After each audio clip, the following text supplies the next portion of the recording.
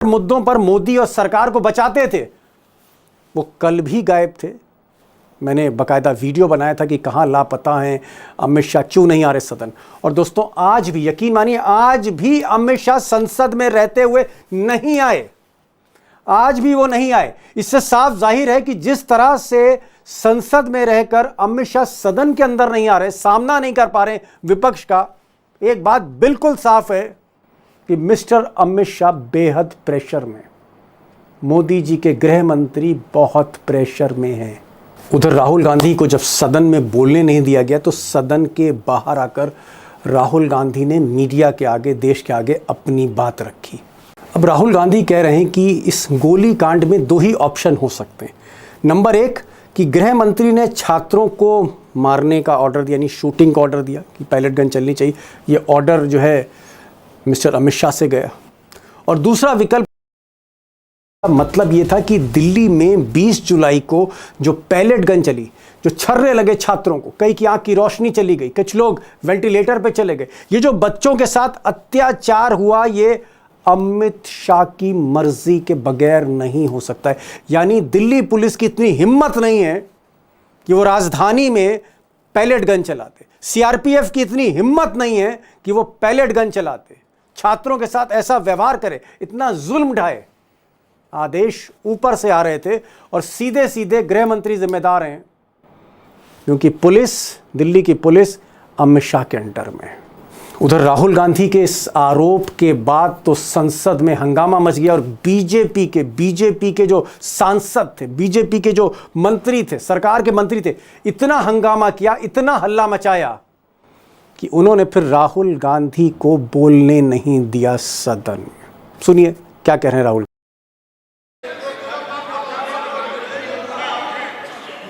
माननीय सदस्य, माननीय नेता प्रतिपक्ष,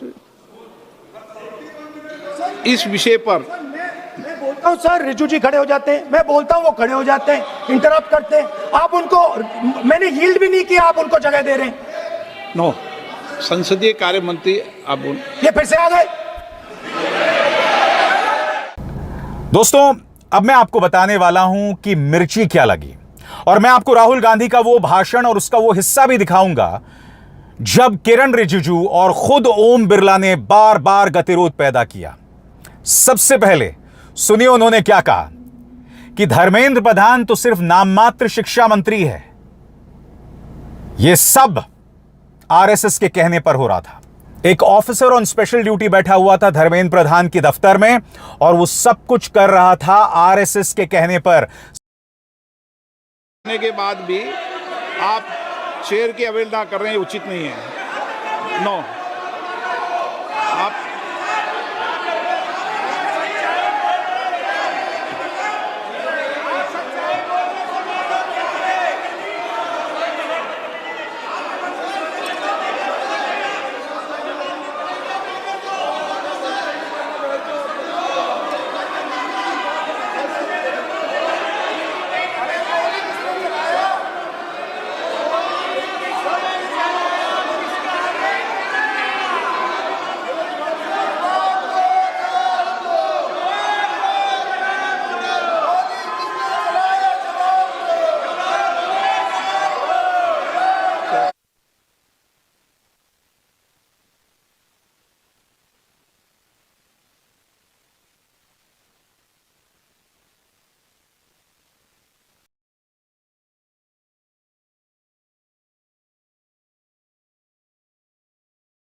अमित शाह लोकसभा में या इंस्टाग्राम पर रील बनाकर क्यों नहीं कह सकते?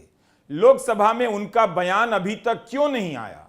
क्यों उनके बयान को लेकर बार बार लोकसभा स्थगित हो रही है? सवाल है कि जब राहुल गांधी ने गृह मंत्री को पत्र लिखा 25 जुलाई को, तो 29 जुलाई तक उनके पत्र का जवाब अमित शाह की तरफ से क्यों नहीं आया? 25 तारीख को मैंने ये चिट्ठी लिखी, होम मिनिस्टर को लिखी है, 2 सवाल पूछे। पहला सवाल, एज होम मिनिस्टर आपने लीथर फोर्स पैलेट गन्स का अप्रूवल दिया, हां या ना? और दूसरा सवाल, ये जो प्लेन क्लोज में लोग दिख रहे हैं, जो लाठियों से मार रहे हैं लोगों को, युवाओं को, ये हैं कौन, कहां से आए, क्या ये पुलिस वाले हैं या ये कोई और है? अमित शाह को इस्तीफा देना होगा। दिल्ली में हुई हिंसा को लेकर उन्हें जाना पड़ेगा। क्या राहुल गांधी एक बड़ी लड़ाई मोल लेने जा रहे हैं? राहुल गांधी लगातार 20 जुलाई की हिंसा को लेकर अमित शाह से जवाब मांग रहे हैं। उन सवालों के भी जवाब मांग रहे हैं जिन्हें सोशल मीडिया और मीडिया में अब भुला दिया गया है। और हमने सवाल पूछा, ये कौन करवाया, ये करवाया किसने, ये हुआ कैसे? सिंपल सी बात है, यह व्यक्ति अमित शाह जी होम मिनिस्टर हैं। पैलेट गन की यूज, लीथल फोर्स की यूज बिना होम मिनिस्टर के परमिशन लिए नहीं किया जा सकता है। हमने भी सरकारें चलाई हैं, हम जानते हैं कि अगर गोली चलाने की बात आती है, पैलेट गन की यूज की बात आती है, अगर गिल्टी नहीं होते तो 2 मिनट में आके जवाब दे देते। तो that is why we are saying इनको जाना है। हिंसा किसने की? दिल्ली पुलिस ने की। दिल्ली पुलिस किसको रिपोर्ट करती है? एमएचए को, होम मिनिस्टर को। और दूसरी साइड आरएएफ ने की। आरएएफ सीआरपीएफ को रिपोर्ट करता है और सीआरपीएफ एमएचए को रिपोर्ट करता है। तीसरी पार्टी ने दिल्ली में हिंसा नहीं की है, दिल्ली पुलिस ने की है और आरएएफ ने की है।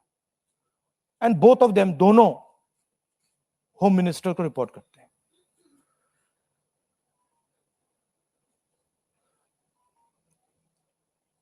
पच्चीस तारीख को मैंने ये चिट्ठी लिखी, होम मिनिस्टर को लिखी है। 2 सवाल पूछे।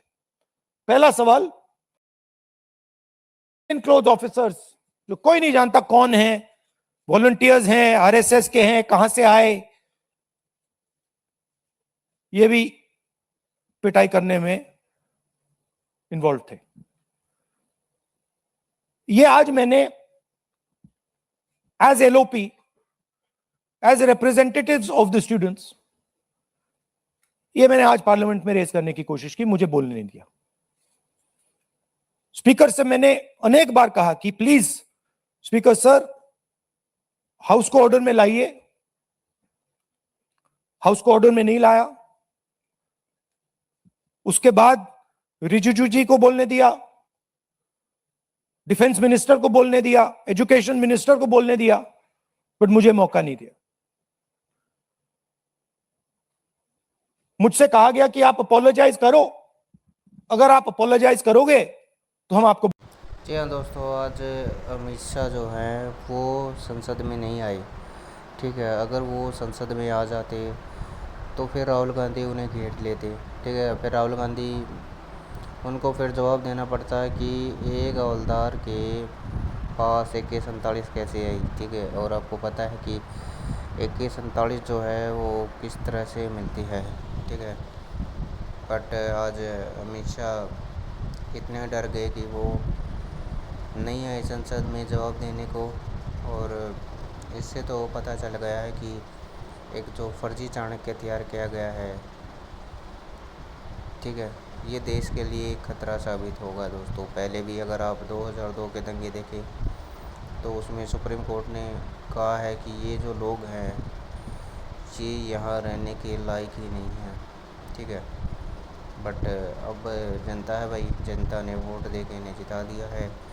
ठीक है, अब आगे ये जवाब इन्हें देना होगा कि जो बच्चे पीसफुल प्रोटेस्ट कर रहे थे, ठीक है, उन पे गोलियां चलाई किसने चलाई, लाठियां चार्ज करने का अधिकार किसने दे दिया। ठीक है, और जो JP नड्डा है जिसने ये वादे किए थे, ठीक है, वो अपने वादों से पीछे क्यों हट गया है।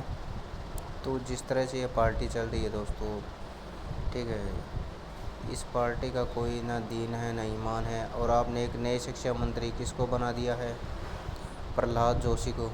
प्रहलाद जोशी कौन है, जो बलात्कारियों को सपोर्ट करता है। ठीक है, ऐसे के तो आपने शिक्षा मंत्री बनाया है।